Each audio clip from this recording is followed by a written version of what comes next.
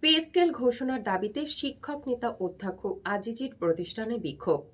শুভেচ্ছা সবাইকে, আপনারা দেখছেন দৈনিক শিক্ষা.com। সঙ্গে আছি আমি প্রিয়াঙ্কা বৃষ্টি।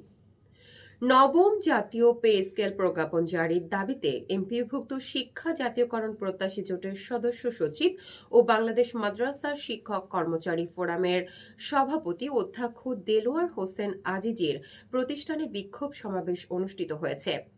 আজ সকালে ময়মনসিংহ কাতলা সেন কাদেরিয়া কামিল মাদ্রাসায় এই বিক্ষোভ সমাবেশ হয়। অধ্যক্ষ দেলোয়ার হোসেন আজিজি জানিয়েছেন, আজ তাদের জোটের ব্যানারে দেশের সব এমপিওভুক্ত শিক্ষা প্রতিষ্ঠানে বিক্ষোভ কর্মসূচি পালন করা হচ্ছে। আগামীকাল ৩০ জানুয়ারি জাতীয় প্রেস ক্লাবের প্রতিবাদ সমাবেশেও তারা সংহতি জানিয়ে অংশ নেবেন। কর্মচারীর নেতৃবৃন্দ হুঁশিয়ারি দিয়ে বলেছেন, আগামীকালের সমাবেশের পর যদি দাবি আদায় না হয় তবে ১ জানুয়ারি থেকে গেজেট প্রকাশ না হওয়া পর্যন্ত দেশব্যাপী বিরতিহীন ধারাবাহিক কর্মসূচি ঘোষণা করা হবে।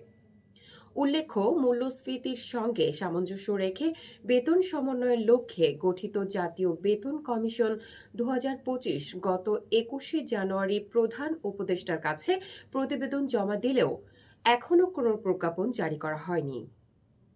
দৈনিক শিক্ষা.com এর ইউটিউব চ্যানেলটি সাবস্ক্রাইব করতে ভুলবেন না। ধন্যবাদ।